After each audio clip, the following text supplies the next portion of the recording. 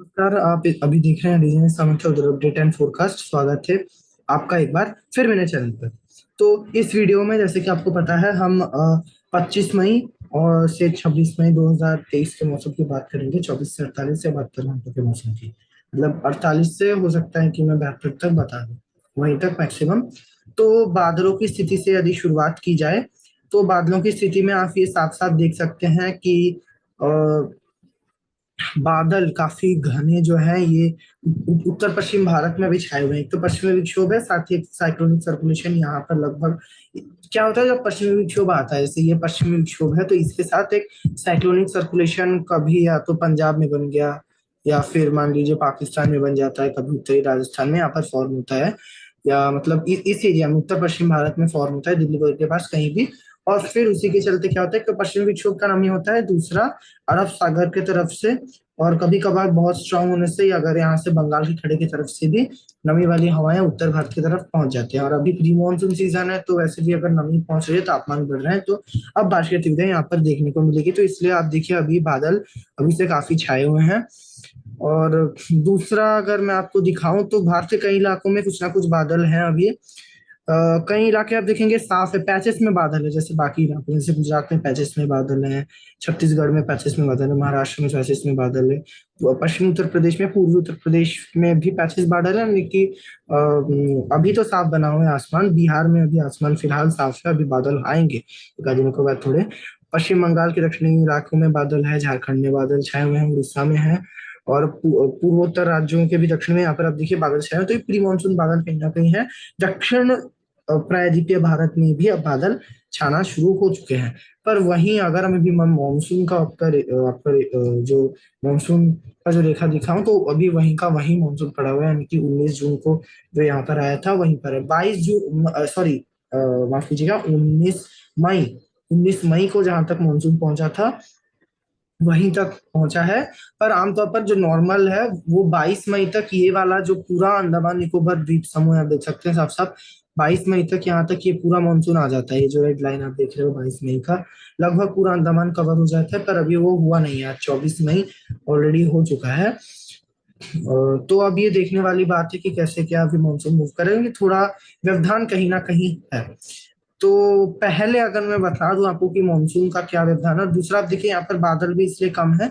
तो पहली बात, मेजर तो 3 फैक्टर है, उसमें से एक फैक्टर अब धीरे धीरे डिफ्यूज हो चुका है, दूसरा भी अब होने वाला है, तीसरा भी कुछ दिनों के बाद हो जाएगा। तो आगे लग रहा है कि अब मानसून थोड़ा सा स्ट्रेंथन हो। ये एंटी साइक्लोन इस बार देख रहे हैं कि अरब सागर में है। तो एंटी साइक्लोन में आपको पता है कि एक तो हवाएं ऊपर उठती है, वो तो एक तो फैक्टर हो गया। नमी तो आती है, इससे भी आप देखिए नमी तो जा रही है, पर दूर से नहीं आ रही है। देखिए यहाँ से ही नमी पहुंच रही है, यानी कि यही जो अरब सागर का जो ये जो लोकलाइज एरिया यहीं से। तो मानसूनी हवाएं जो एकदम दक्षिण से आती है वो नहीं आ पा रही। कैसे आता है, क्या होता है, ये एंटी साइक्लोन नहीं होता मानसून के समय, आमतौर पर ऐसे कोई एंटी साइक्लोन नहीं होते। तो क्या होता है, मानसूनी हवाएं ऐसे यहाँ से एकदम यहाँ पर एंटी साइक्लोन जो बनता है एकदम मेडागास्कर के दक्षिण में, यहाँ पर आप देखिए, मान लीजिए यहाँ पर ये तो थोड़ा शिफ्ट हो जाता है, जैसे यहाँ पर एक एंटी साइक्लोन बना, या ऑस्ट्रेलिया के पास यहाँ पर बनता है, तो हवाएं पूरे यहाँ से आते हैं। निम्न दबाव का क्षेत्र तो हीट लो, भारत के या तो पश्चिम में, मध्य में, या ये तिब्बत वगैरह के एरिया में यहाँ पर हीट लो तो रहता ही है, पूर्वोत्तर में पूरे भारत में इनकी लो प्रेशर रहता है। तो यहाँ से यहाँ पर जो है, मैंने जिससे बताया आपको, दक्षिणी गोलार्ध में एंटी साइक्लोन जब रहता है तो ये घड़ी की उल्टी दिशा में हवाएं घूमती है। तो ऐसे इसलिए ये ऐसे यहाँ से नमी देना शुरू करती है। अब देखिए यहाँ पर दक्षिण पूर्वी रहती है, फिर जैसे ही ये इक्वेटर को क्रॉस करता है तो कोरियोलिस इफेक्ट के चलते ऐसे ही ये हवाएं जो है वो घूम जाती है, दक्षिण पश्चिमी हो जाती है, फिर ऐसे ही भारत की तरफ आती है। तो आप देखिए पूरे यहाँ से नमी लेकर आ रही है, तो काफी ज्यादा नमी आएगी। पर अभी जो एंटी साइक्लोन क्या बना हुआ है, यहाँ बना हुआ है, तो ऑब्वियस सी बात है कि नमी इसलिए उतनी नहीं आ रही है। तो ऑब्वियस सी बात है इसलिए मानसून सटी नहीं हो रहा। पर फिर तो आपको पता है जो मानसून आमतौर पर विंड्स होते हैं यहाँ पर आएगा, फिर ये बंगाल की खाड़ी से नमी लेकर पूरे उत्तर भारत में आती है। उत्तर भारत में बंगाल की खाड़ी का ब्रांच और पंजाब तक आते आते यहाँ से राजस्थान और गुजरात के रास्ते और पश्चिमी मध्य प्रदेश के रास्ते अरब सागर का ब्रांच आता है। तो इस प्रकार जो मानसून आमतौर पर आता है, तो ये एंटी साइक्लोन एक तो व्यवधान पैदा कर रहा है। दूसरा क्या है कि एक ये जो साइक्लोन यहाँ पर बना हुआ था, मैंने पिछले वीडियोज में बताया हुआ है, ये मॉइस्चर को खींच रहा था। दूसरा और एक सिस्टम आप देखिए साइक्लोन यहाँ पर बन चुका है, ये अब फिलीपींस के तट की तरफ आगे बढ़ेगा। तो ये वाला जो चक्रवाती तूफान होगा, ये भी आप देखिए जैसे अभी और पास आएगा तो जो हवाएं हैं मानसून के, जो अंडमान में आ चुका है, जिसको अंडमान के मानसूनी हवाओं को आप देखेंगे, इसको यहाँ पर अब जाना चाहिए था पर वो जा नहीं रहा है, ऐसे घूम जा रहा है इस तरफ। तो ये इसीलिए हो रहा है, देखिए यहाँ से घूमते हुए यही जाकर यहाँ पर मिल रहा है इस साइक्लोन के साथ। तो थोड़ा काफी स्ट्रॉन्ग सिस्टम बनने की संभावना है ये। तो इसलिए ये दूर तक हवाओं को प्रभावित करते हैं, आपको पता है स्ट्रॉन्ग सिस्टम्स। तो इसलिए मानसूनी हवाओं को प्रभावित करता रहेगा कम से कम। आप देखिए 30 मई तक। अभी तो फिलहाल तो लग रहा है फिलीपींस तट के पास जाएगा, पहले तो दिखा रहा था ये, फिर उत्तर में जाएगा जापान की तरफ। तो हो सकता है कि 31 मई 1 जून तक करते रहे। पर 1 जून तक धीरे धीरे एंटी साइक्लोन क्योंकि डिफ्यूज हो जाएगा, तो हो सकता है कि केरला में जो पश्चिमी हवाएं हैं वो सेट इन हो जाए। पर मध्य भारत की तरफ और उत्तर भारत की तरफ मानसून को जाने के लिए पूर्वी भारत की तरफ ऐसे हवाओं को दक्षिण दक्षिण पश्चिमी फिर दक्षिण पूर्वी घूमना पड़ता है, इस प्रकार आना पड़ता है। पर वो हो नहीं पा रहा देखिए, इसलिए यहाँ पर ये उत्तर पश्चिम दिखा रहा है अभी मॉडल। इसके बारे में अभी बात नहीं करूंगा, आगे हो सकता है कि चेंजेस भी आए। पर फिलहाल यही दिख रहा है क्योंकि ये साइक्लोन यहाँ पर भी जो है ये इसको रोके रख रहा है। तो ये कुछ फैक्टर्स है, इसलिए अभी लग रहा है कि मानसून में थोड़ा डिले हो सकता है जून की शुरुआत में। तो ये है। और अब हम उत्तर भारत से नॉर्मल जो मौसम की बात है वो करते हैं। तो जैसे हमने बोला पश्चिमी विक्षोभ है, बना हुआ है पश्चिमी विक्षोभ, साइक्लोनिक सर्कुलेशन भी अभी तो फिलहाल पाकिस्तान के आसपास है। एक ट्रफ रेखा भी यहाँ तक जा रही है धीरे धीरे। अभी ये एक्सटेंड होकर कल लग रहा है पूरे यहाँ पर ऐसे ट्रफ रेखा ये अब देखिए इन पूरे इलाकों से होती हुई जाएगी। एक सर्कुलेशन पश्चिम बंगाल या बिहार झारखंड के एरिया में बन जाएगा। तो इन परिस्थितियों के चलते अब उत्तर भारत में कल से बारिश की गतिविधियां बढ़ना शुरू हो जाएंगी 25 मई से ही। तो पहाड़ों में तो हल्की से मध्यम बारिश होगी, पर कुछ ऊंचे पहाड़ियों में अब भी बर्फबारी हो सकती है। तो इस बार ये भी अपवाद देखने को मिल रहा है, पश्चिमी विक्षोभ लगातार आ रहे हैं, इसलिए प्री मानसून गतिविधियां भी एक तो मैदानी इलाकों में कई बार देखने को मिल जा रही है। ये थोड़ा अभी फिर से जो आया है स्ट्रॉन्ग पश्चिमी विक्षोभ है, तो पुनः बर्फबारी देखने को मिल सकती है। तो इसलिए जो है अभी अगर आप 1-2 दिन के लिए यानी कि पहाड़ों में जाना चाहते हैं तो उसको अगर आप स्थगित कर दें तो वही अच्छा रहेगा। 27 तारीख के बाद आप जा सकते हैं। 27 के बाद फिर से मौसम शुष्क होगा, पर अभी जो सर्दी है वो पहाड़ों से पूरी तरह नहीं जाएगी क्योंकि लगातार हम देख रहे हैं ऊंचे पहाड़ियों में बर्फबारी हुए जा रहा है। तो जैसे मैंने बोला ऊंचे पहाड़ियों में बर्फबारी रहेगी, और जो दक्षिणी इलाके हैं पहाड़ के, यहाँ पर हल्की से मध्यम बारिश हो सकती है। उत्तराखंड, हिमाचल, यहाँ पर एक तो पश्चिमी विक्षोभ का नमी है, दूसरा अरब सागर के तरफ से इस प्रकार नमी वाली हवाएं पहुंच सकती हैं। तो इसलिए, और आपको पता है थोड़ा ओरोग्राफिक इफेक्ट भी देखने को मिल जाता है, मीडियम क्लाउड से भी कई बार यहाँ पर बारिश गतिविधियां हो जाती है पहाड़ों से टकराकर, तो वो भी हो सकते हैं। इसलिए हल्की से मध्यम होगी बारिश गतिविधियां। पंजाब के साथ साथ हरियाणा सारे इलाकों में बारिश होगी। दिल्ली और उत्तरी राजस्थान में भी हल्की से मध्यम बारिश की गतिविधियां 25 तारीख को ही देखने को मिल सकती है। दिन के समय ज्यादा संभावना होगा। तो दिल्ली में जो भीषण गर्मी पड़ गई थी यानी कि 44-45 डिग्री तक जो पहुंच गया था दिल्ली के और आसपास के राजस्थान के भी इलाकों में, अब राहत देखने को मिल सकती है। हालांकि पश्चिमी राजस्थान जो है जैसलमेर बीकानेर उतना राहत नहीं रहेगी, उतनी राहत नहीं रहेगी। पर यहाँ पर आप देखिए कुछ ना कुछ ऐसे नमी वाली हवाएं तेजी से क्योंकि यहीं के रास्ते आएंगी, तो हो सकता है या तो उमस भरी गर्मी आपको सामना करना पड़ सकता है, या अगर ज्यादा उमस बनता है तो हो सकता है कि मेघ गर्जना हो जाए, बादल छा जाए, हल्की हल्की बारिश हो जाए। ट्रफ रेखा या साइक्लोनिक सर्कुलेशन हो सकता है कि यहाँ पर भी इस प्रकार बन जाए।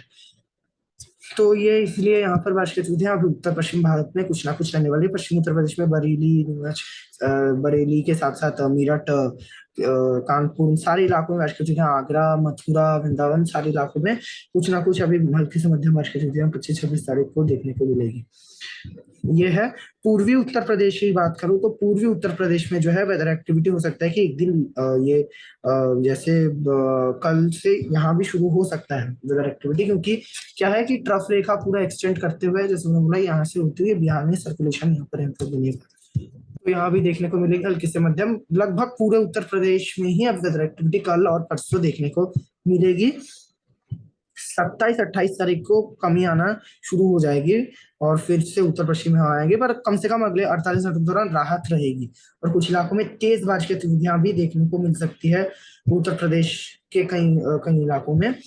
तो ये रहेगा राजस्थान के, जैसे मैंने बोला, स्पेशली जो पूर्वी और उत्तरी इलाके, जयपुर हो गया और ये अलवर सीकर हो गया, इधर दक्षिणी इलाके कोटा उदयपुर, यहाँ पर अधिक बारिश की संभावना नहीं है। बादल बादल कुछ छा सकती है, गर्जना हो सकती है, जो राजस्थान में ही ये संभावना है, क्योंकि नमी वाली हवाएं अरब सागर से लगातार चलेंगी। पर कोई खास बारिश नहीं है, और अगर वेदर एक्टिविटी नहीं होती तो ऑब्वियस सी बात है, गर्मी थोड़ी बढ़ सकती है। अभी भी कुछ एक इलाकों में राजस्थान की इसमें बारिश हो सकता है कि जारी हो या हुई होगी, क्योंकि पश्चिमी विक्षोभ में आगे मूव कर रहा है, तो यहाँ से आपको पता है पश्चिमी विक्षोभ में पूर्व से पश्चिम की तरफ वेदर एक्टिविटी मूव करती है, तो उत्तर भारत में भी बारिश होगी। पूर्वी भारत की बात की जाए तो पूर्वी भारत में अभी ये साइक्लोनिक सर्कुलेशन जो मैं बोल रहा हूँ 26 तारीख से फॉर्म होगा। अब यहाँ पर जो है इतने दिन से जो इतनी वेदर एक्टिविटी नहीं हो रही थी, हुई है अभी तो पिछले रिसेंटली हुई है, उससे पहले यानी कि काफी भीषण गर्मी देखी। अब काल वैसाखी जैसे हालात हैं, जो मई के महीने में आम है, ये आमतौर पर होती है, अप्रैल से ही शुरू हो जाती है इस बार, तभी आप कह सकते हो कम हुआ है। मतलब ये होना अच्छी बात तो नहीं है, पर ये होती है, यानी कि ये नॉर्मल है। तो ये ट्रफ रेखा जो यहाँ से आएगी इस प्रकार, और सर्कुलेशन तो रहेगा ही, तो बंगाल की खाड़ी से तो ऑब्वियस सी बात है, इतने पास से पश्चिम बंगाल, लगातार नमी आएगी तेजी से। तो दिन चढ़ते ही हो सकता है दिन में थोड़ा सा तापमान बढ़ जाए, ये उमस भरी गर्मी आ जाए, तापमान बढ़ जाए, पहले बारिश ना हो। जैसे ही देर दोपहर शाम हो जाएगा तो बारिश की गतिविधियां, कई इलाकों में मेघ गर्जना हो सकती है, बिजली गिरने की संभावना है, और बिजली गिरने की संभावना उत्तर भारत के भी कुछ इलाकों में हो सकती है, साथ ही ये पश्चिम बंगाल में भी बिजली गिरने की संभावना रहेगी।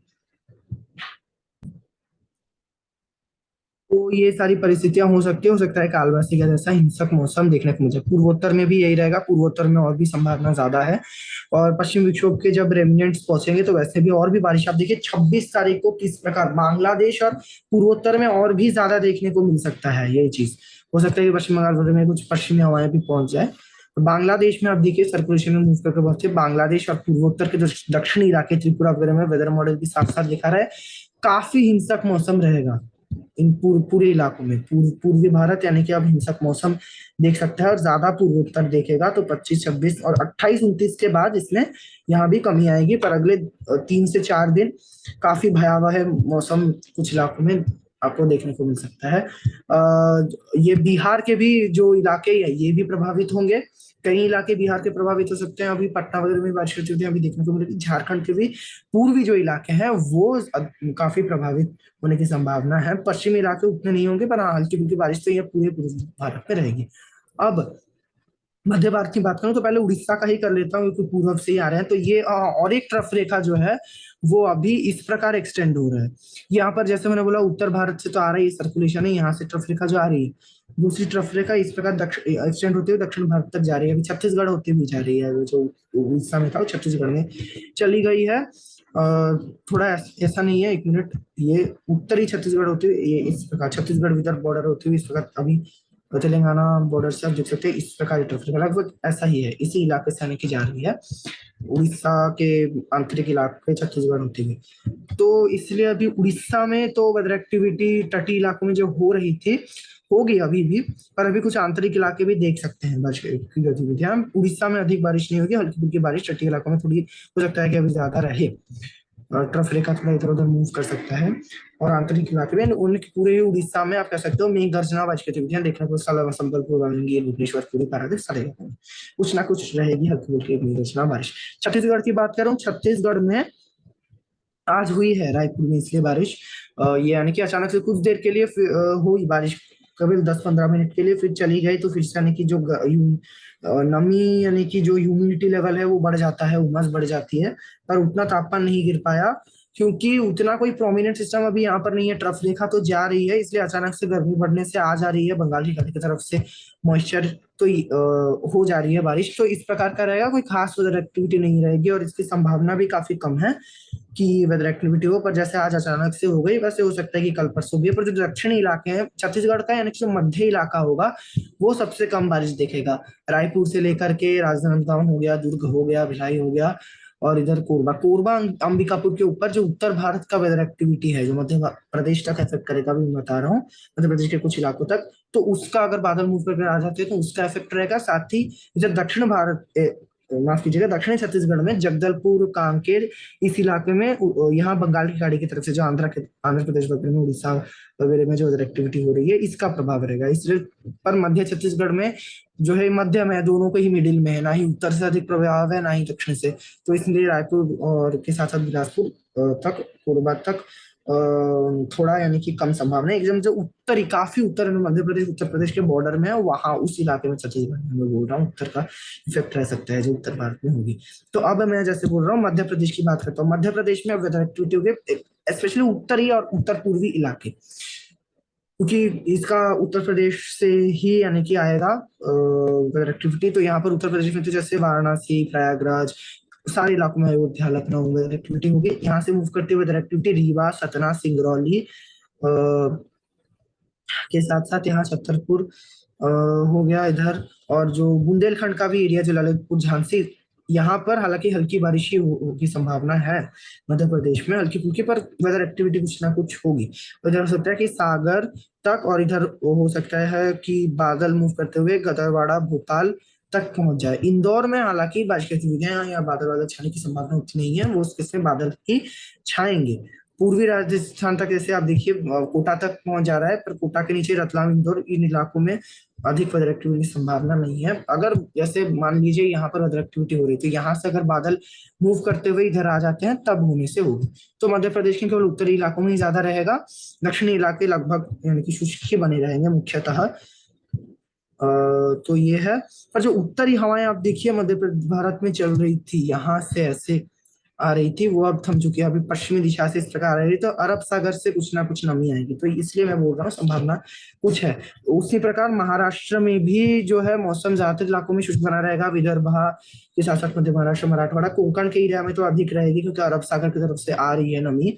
पर बारिश की संभावना उतनी नहीं है, वेदर मॉडल भी नहीं दिखा रहा है, पर हो सकता है हल्की फुल्की बारिश कुछ इलाकों में अचानक से देखने को मिल जाए। सोलापुर, कोल्हापुर, इन इलाकों में हल्की फुल्की बारिश पूरे महाराष्ट्र में इस प्रकार रहेगा, अरब सागर से, क्योंकि लगातार इस प्रकार नमी आ रही है। विदर्भ में भी हो सकता है कि बादल बादल छा जाए, ना कि विदर्भ में छत्तीसगढ़ जैसा मौसम रहेगा, छत्तीसगढ़ से थोड़ा कम ही बारिश का संभावना है, लगभग वैसा ही रहेगा। यानी कि जिन इलाकों में यहाँ पर बारिश नहीं होगी वहां गर्मी का प्रकोप अधिक रह सकता है। गुजरात में भी कोई अधिक वेदर एक्टिविटी खास नहीं है, केवल हो सकता है कि दिन के समय, क्योंकि नमी यहीं से आ रही है, राजस्थान उत्तर भारत तक जा रही है, तो बादल बादल फॉर्म होकर अगर मेघ गर्जना हो जाए कुछ एक इलाकों में, यही रहेगा। गुजरात में तापमान बढ़े रहेंगे इसमें। तो यह है। दक्षिण भारत की बात की जाए, दक्षिण भारत में अब बादल बादल छाने लगे हैं, तो अब तटीय कर्नाटका, केरला में प्री मानसून गतिविधियां शुरू हो जाएंगी, यानी कि हल्की से ज्यादा बारिश अभी यहाँ पर होगी, कई समय कुछ उसके लिए टिक सकती है। हो सकता है मौसम शुष्क भी रहे, पर बारिश कुछ ना कुछ होगी। और कर्नाटका के भी कई इलाकों में रहेगी, उत्तरी कर्नाटका में कम होगी, पर यहाँ भी इंकार नहीं कर सकते, पूरी कर्नाटका में रहेगी। बैंगलोर वगैरह में भी जो बारिश हो रही थी, बैंगलोर, चामराजनगर, मैसूर इलाकों में, यहाँ भी कुछ ना कुछ अभी जारी रहेगी। आंध्र प्रदेश में बारिश की सुविधा हल्की से मध्यम हो सकती है। आंध्र प्रदेश, रायलसीमा, तेलंगाना का भी कुछ इलाकों में मेघ गर्जना के साथ बारिश होगी। इस वजह से दक्षिणी इलाके हैं, उत्तरी इलाके तेलंगाना में भी बारिश कम देखेंगे। तो ये है। और अंडमान निकोबार द्वीप समूह में मानसून तो आ गया है, पर अभी अधिक बारिश दिख नहीं रही है, पर अब धीरे धीरे और भी थोड़ी बारिश बढ़ेंगी, कुछ ना कुछ वेदर एक्टिविटी यहाँ भी दिखती रहेंगी। अंडमान निकोबार में, लक्षद्वीप में भी हल्की फुल्की बारिश होने से हो सकती है। तो कुल मिलाकर कहें तो भारत का ये वाला जो इलाका होगा, ये लगभग यानी कि कल ये इलाके भी हो सकता है कि कम बारिश देखें, यानी कि ये जो लगभग, मैं ये एक रफ ड्राइंग कर रहा हूँ, ये वाला जो आपका इलाका है ये पूरा यहाँ पर लगभग, हाँ, हो सकता है उत्तरी कर्नाटका के भी कुछ इलाके, गोवा में भी अधिक बारिश नहीं होगी। तो ये वाला जो इलाका है ये कम बारिश देखेगा, ऐसा नहीं है बिल्कुल भी ना देखे, बल्कि क्योंकि भारत के दूसरे इलाकों से काफी कम रहेगा। और ये वाला जो पूरा इलाका है ये अब बारिश उत्तर भारत के इन पूरे इलाके में तो बढ़ेंगी, और यहाँ भी कुछ ना कुछ जो जारी दक्षिण भारत में ये भी जारी रहेंगी। तो इस प्रकार का भारत का भी मौसम रहेगा। आगे के अपडेट्स के लिए देखते रहिए मेरे चैनल को। जय जय भारत।